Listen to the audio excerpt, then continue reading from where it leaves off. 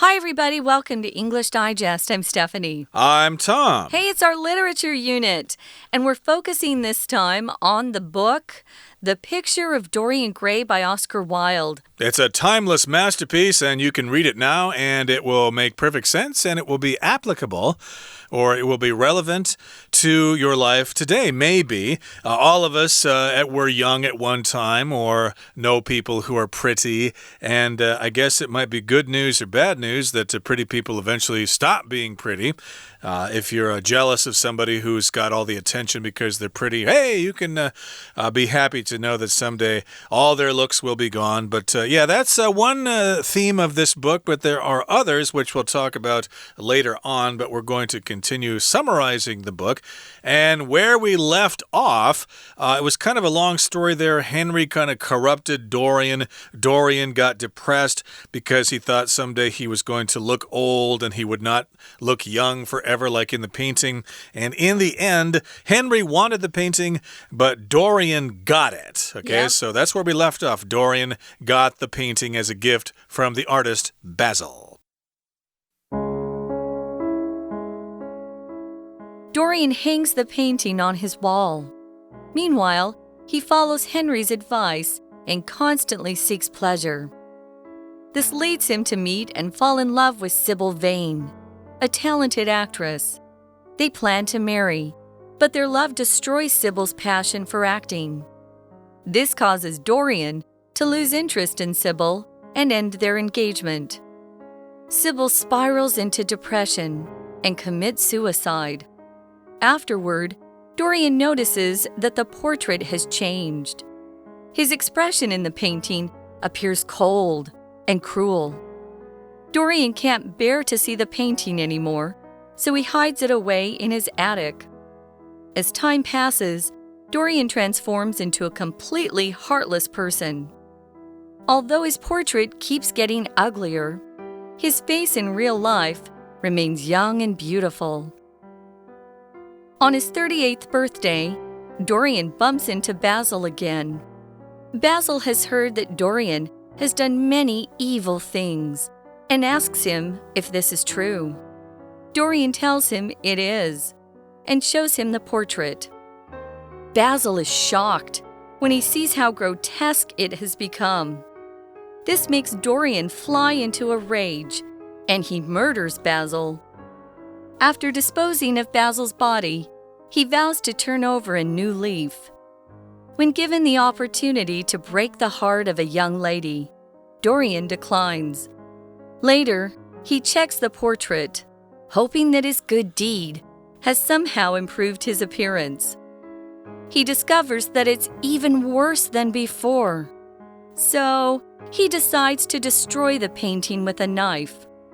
Dorian's servants hear a loud scream coming from his room and rush to check on him. They open the door and find Dorian dead, with a knife through his heart. His body is old and disgusting, but the portrait has returned to its beautiful, original condition. Okay, everybody, let's get to it. Let's talk about the contents of today's lesson. Now, remember last time where we left off, Dorian got the painting. It's a painting of himself, and he got the painting from the artist Basil. Okay, so here in today's lesson, it begins. Dorian hangs the painting on his wall. That's a good place to put a painting on your wall. Sure and is. remember, a painting is painted, okay? We often have trouble with that in Chinese because I think you have the word hua, which can mean draw and paint at the same time. Usually, if you're using a pencil or charcoal or something that is dry, you are drawing a picture. But if you're using watercolor or oil paint or acrylic paints, then you are painting. And then the resulting work of art is called a painting. So here he hangs the painting on the wall so that he can look at it. Right. So that's where it goes. And he, meanwhile, is going to follow Henry's advice, which is terrible. Remember, Henry said, "Oh, just go out there and forget about good and evil. Just enjoy yourself." So he constantly seeks pleasure. And in seeking pleasure, I have to emphasize he doesn't care who he hurts. Just as long as he's happy and he is getting pleasure for himself. So this leads him, though, as he goes out, to meet and fall in love with a talented actress who's very beautiful, of course. Her name is Sybil Vane. I think it's interesting that Wilde picked that last name for Sybil. Vain, spelled a different way, V-A-I-N, means you're very, very proud of how beautiful or handsome you are. But things change. They made plans to get married, of course. But as they fall in love, Sybil's feelings about acting actually change. She's more interested in settling down with Dorian, this guy she's fallen in love with, and maybe having a family. And she no longer is passionate about acting. Unfortunately, that causes Dorian to change his interest in her. You know, I think he liked that she was a famous actress and talented and beautiful, and that other people could admire her beauty and talent, and not just him. But when she decides, I think I'll leave acting, he's no longer in love with her. That's kind of weird. That doesn't sound like the way it usually happens. If a man meets a woman, he usually asks, or at least often does, when we get married, I want you to quit your job and be a full-time mother. When we have children and stuff like that, I want you to be a housewife. But in this particular case, he actually loses interest in her when she wants to do those things. She doesn't want to be an actress anymore. I just want to be a married woman. And he's like, well, I want you to be more than just a married woman. I want you to continue being an actress and stuff like that, or like Stephanie said. I think he liked her fame.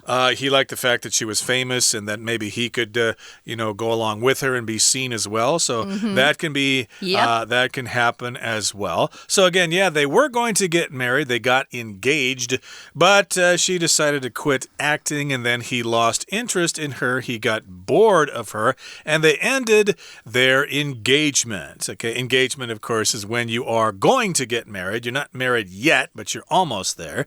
And Sybil spirals into depression and commits suicide. So here we've got the word spiral, which is kind of what an airplane does when it's shot in the sky. It starts going down and spins down and gets farther and farther down, closer and closer to the ground. So it spirals down, the ship does. In this particular case, though, her mental state spirals. She just goes down and down into depression, which, of course, is a state of mind in which you're sad about pretty much everything. And as a result, she kills herself. She commits suicide. We use the word commit here when we talk about killing yourself, but you can commit suicide. You can also commit murder. And, commit seems to be used with bad words mostly. Yeah, you're right. Here, spiral, too, is what happens if you ever see a tornado. Have you seen those on TV reports where the wind and the dust come along? Those tornadoes go around and around and around, and that's a spiral. Yeah, it's very sad. So she goes into a very deep depression and just doesn't see any hope for life anymore. And that's when she decides to commit suicide, or as Tom said, to kill herself. You can use either phrase. They're both horribly sad. So afterward, Dorian notices that the portrait has changed. Aha! I think this is the first time he actually notices the difference between what the portrait looked like initially, when it was first completed, and after he'd been out there trying to seek pleasure for himself.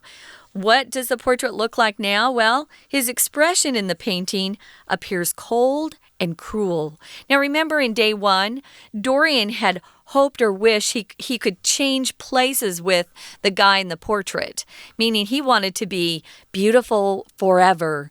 And meanwhile, the portrait would end up aging over time. So that's what's happening in this novel. Remember, it's fictional. It's not true. And it's based on supernatural elements like ghosts and, black magic and things like that. Okay, so I guess we can tell from this that Dorian has lost his innocence. He is no longer protected from the evils of the world. He has seen it up close. Someone close to him committed suicide. He's committing evil acts himself, he right? Is, yeah. and Henry was kind of encouraging him to seek pleasure, etc., etc. He was being used for Henry's purposes. So indeed, now he's gotten kind of bitter and cynical, okay? He's not so optimistic about life anymore. And in the painting, it kind of reflects this. He has gotten cold and cruel. At least the portrait in the painting now looks cold and cruel, like mean to other people. Yeah. If you're cruel, you actually enjoy hurting other people. It's not that you just hurt people. You take pleasure in causing other people pain. Right now, we're going to listen to our Chinese teacher, guys, and then we'll be back to continue talking about this book and what happens at the end. It's kind of fun. 欢迎大家回来，继续一起学习 Unit7 第2天的课程。我是 Patrick 老师。前一天我们认识了小说里的主要人物，也知道情节发展的主要轴线是美男子 Dorian 不甘变老，出卖了灵魂和肖像中的自己意味，这都是小说的起与承。第2天的课文里，大家学到了故事经历了什么转捩点，急转直下，故事情节最后又是如何收合。在第1段课文里，我们看到 Dorian 不如往日善良，让 Sybil Vane 为爱心碎而自杀。然而这种内心变化居然反映在画像里，肖像中的 Dorian 表情变得冷漠又残酷。我们现在回到课文里，从英文学习的角度看看这个段落有哪些地方值得注意。同样的，老师想再度提醒大家，一个写作的重点就是前后文句的连贯，这是大家写英文作文应该特别学习的地方。很多同学只会用 and, then 贯穿全文，因而显得贫乏无力。而第1段课文则运用了好几个转承词和连贯性的写作技巧，相当值得我们参考。如果能够掌握，对于文意选填与篇章结构的作答也会有很大帮助。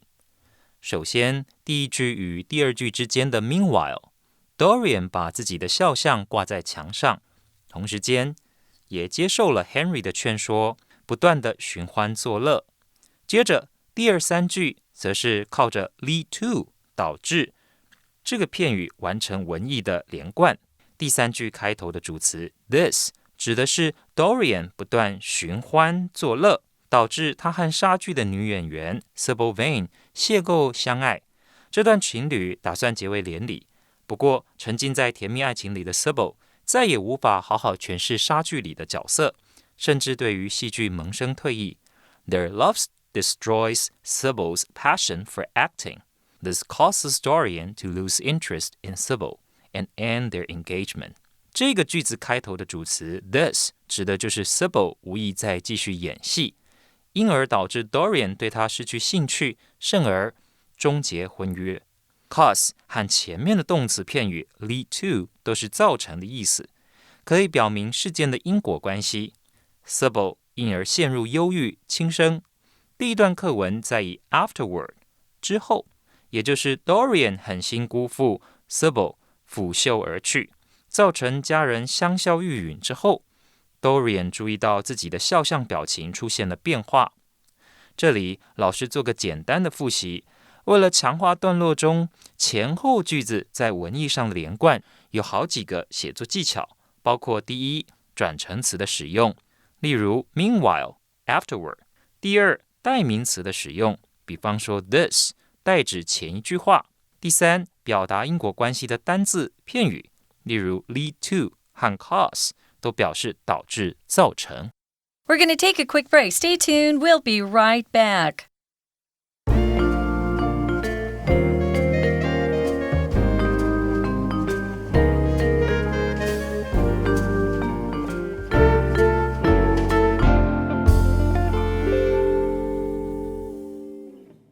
Okay, let's continue with our summary of today's lesson and our summary of our work of literature for the month of January, the painting of Dorian Gray. Actually, no, the portrait. No, the picture. The picture of Dorian Gray. There you have it. A picture, a painting, they all kind of mean the same thing. But in any case here, things have gone bad for Dorian here because he's gotten kind of bitter about life. He's kind of cold and cruel.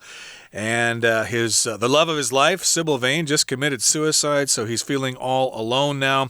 And he takes a look at the portrait, and the person in the portrait, Dorian Gray there, has an expression that is cold and cruel. So here, Dorian can't bear to see the painting anymore.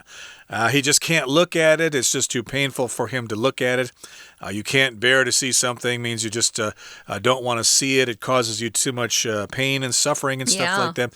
So he hides it away in his attic. He puts it in the room at the top of his house. That's what an attic is. Yeah, that space at the very top of a home, you can usually store things in that space, or sometimes it's big enough that you can actually put a bed in there and somebody could be sleeping in the attic. They did a lot in those days, as you know, in the olden times, you could say. A lot of people would actually put a tiny bedroom up there, but you could definitely store things. So he's taken the painting, put it in a place where he doesn't see it all the time, and he transforms into a completely heartless person. If you're completely heartless, you really don't care about anybody else at all. Probably even close friends and family you don't care about. And although his portrait keeps getting uglier in the attic, his face in real life remains young and beautiful. So I guess his wish to change or trade places with the person in the portrait actually came true. Now, we're going to jump ahead to his 38th birthday. Dorian happens to bump into Basil again. If you bump into somebody, guys, you didn't have plans to meet them. It just happened accidentally, you could say. You didn't bump into them on purpose. It was a coincidence. So he bumped into Basil again. Remember, Basil's the artist who really liked Dorian because he was not only handsome, but he was a good person inside. Well, now he's not. So Basil's heard that Dorian's done many evil things. And he probably is shocked by it and asks Dorian, is this true? Have you really done these awful things? Indeed. So, yeah, they bump into each other, and Basil here, has heard that Dorian has done lots of bad things and asks him if this is true. Have you done so many bad things in your life? And Dorian tells him it is true that I have done these evil things. And then Dorian shows Basil the portrait. Okay, so here, take a look. And Basil is shocked when he sees how grotesque it has become. So here we've got the word grotesque, which sometimes we say gross. It's ugly. It's really difficult to look at. It's repugnant. It's repulsive. It's just really, really ugly. Sometimes you might describe certain animals as being grotesque. Yeah. Like some of the wildebeest, I think, is kind of a gross-looking animal. It's kind of grotesque-looking. It's not particularly attractive. Yeah, the sloth is kind of ugly, I think, too. But grotesque is used in a more formal setting, usually. If you're just talking with friends, you usually just say gross. Oh, it's so gross. Or, ew, he looks gross. But grotesque is the full, more formal word here spelled out. We often use it to describe characters in novels and books. Like, I think of the Humpback of Notre Dame. You know, he had that big hump on his back, and he wasn't a happy character. They described him as being grotesque. Or Phantom of the Opera. You know, the Phantom had a face that was half burned, and he was described as grotesque. So I was surprised that Dorian even wanted to show Basil the painting. I would think that Dorian would be ashamed, but remember, he's not ashamed of anything he's done. He no longer believes, in morality. He doesn't believe in right and wrong. Okay, so yeah, go ahead. Yeah, Dorian is not particularly happy to see how grotesque the image in the painting has become. Yeah, it used to be beautiful. It used to be, but it's getting uglier and uglier all the time. So this makes Dorian fly into a rage. This phrase here, to fly into a rage, means to become angry very quickly and really angry. You're really, really angry, to fly into a rage. It's almost like you can't control yourself. Yeah, you blow up. You blow your top. You go completely bonkers because you're so angry. So he flies into a rage and he can't control himself and he murders Basil here. He kills the artist. That doesn't sound like a very nice thing to do. Yeah, I think he lost control of himself. So if you see this word rage, that's probably the worst level of anger you can get into. It's like you can't think straight anymore. You're not thinking logically. Your emotions take control of you. And a lot of family members are killed by other family members because they flew into a rage. It's not like they wanted to kill that family member, but sometimes anger just destroys their ability to think. So he does murder his once good friend, Basil, who actually liked Dorian. And then he goes ahead and disposes of Basil's body. If you dispose of something, guys, it just means you get rid of it. We dispose of our trash. You can dispose of evidence. If you're a criminal and you don't want to be caught by the police, you might want to burn the clothes that you committed your crime in so they can't, check your clothing for evidence, DNA evidence. Exactly. So he gets rid of the body. He disposes of Basil's body. And then later on, he realizes that he's done something wrong. And he decides to turn over a new leaf, to become a completely new person. He's going to reinvent himself here. That's what to turn over a new leaf means. You're going to make a big change in your life, and it will be a change for the better. You're not going to be lazy and irresponsible like you were before. Now you're going to be friendly and responsible and the kind of person that lots of people want to make friends with. And when given the opportunity to break the heart of a young lady, Dorian declines. So yeah, he met a young lady who liked him or something, and he had the opportunity to break her heart. Maybe before he would have loved to do that. I just want to see her cry. I'm so cruel. It's so easy to do. But he declines. Here we've got the verb to decline, which means basically you refuse to do that thing. You say no. You might ask someone out to dinner, and that person will decline. I'm sorry, I have something else to do. I can't go out to dinner with you. I decline. Right. So you're politely refusing an invitation or an offer. Here he's refusing to take advantage of this young lady. So later, he checks the portrait, and he's hoping that his one good deed has somehow improved his appearance. He killed somebody, guys, so you can't just get rid of that murder that quickly.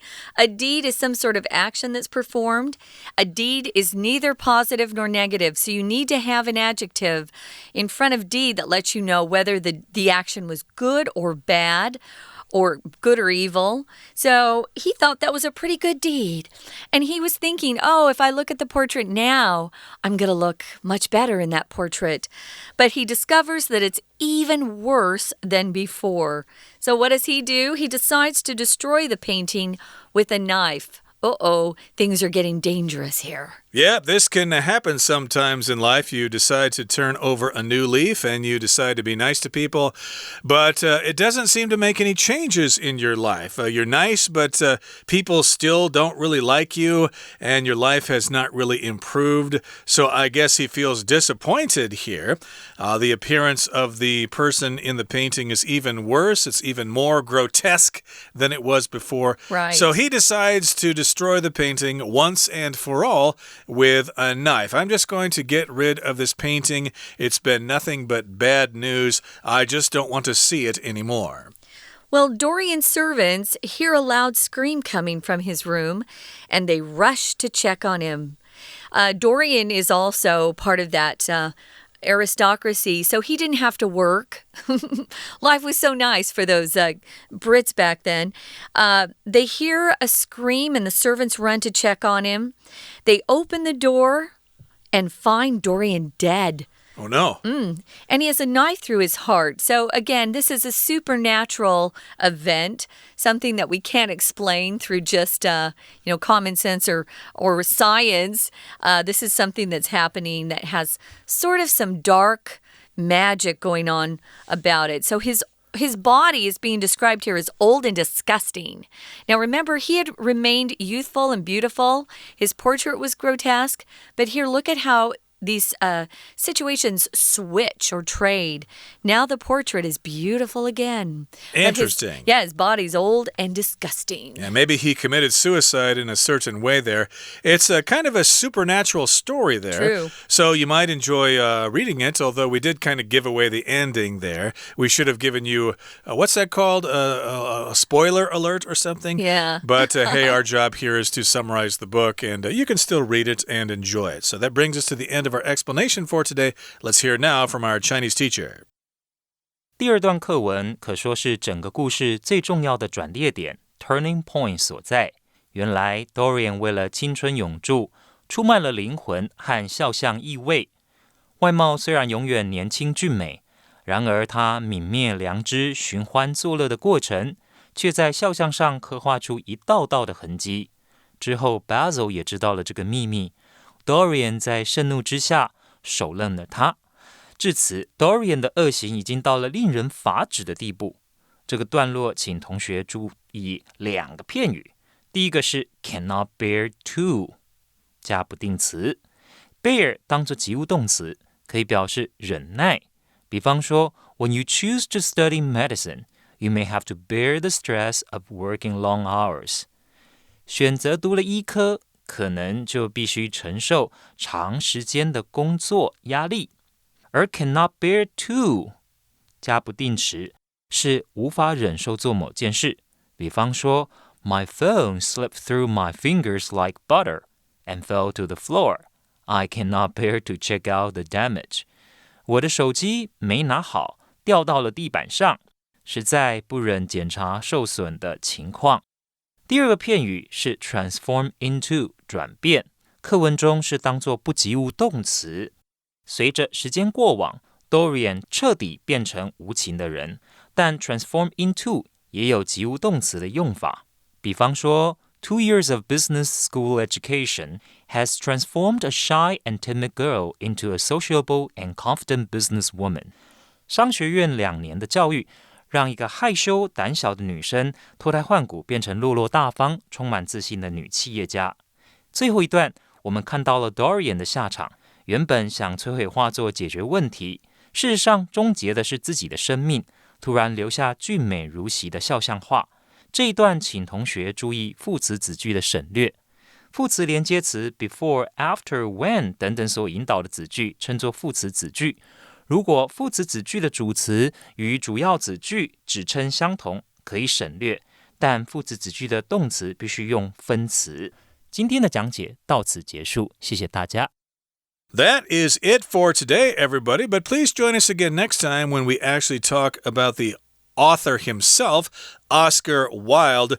It's going to be very interesting. Until then, from all of us here at English Digest, I'm Tom. I'm Stephanie. Goodbye. Bye.